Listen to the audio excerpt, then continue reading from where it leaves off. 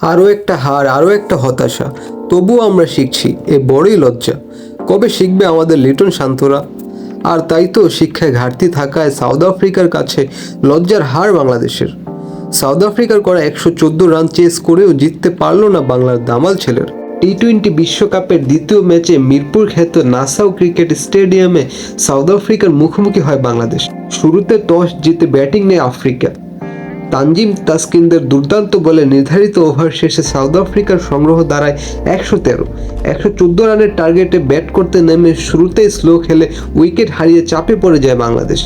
বাংলার দামাল ছেলে তানজিদ তামিম ও লিটন দাস দুজনেই 9 রান করে উইকেট বিলিয়ে দেন। হৃদয় রিয়াদের ব্যাটে ভর করে জিতার আশায় বুক বাঁধে বাংলাদেশ। কিন্তু মাহমুদুল্লাহকে আম্পায়ার ভুল আউট না দিলে লেগ বাই 4 রান পেতে পারত বাংলাদেশ। যে ম্যাচে দু দলের ব্যবধান 4, তাতে এমন সূক্ষ্ম ঘটনা স্বাভাবিকভাবেই গড়ে দিবে পার্থক্য।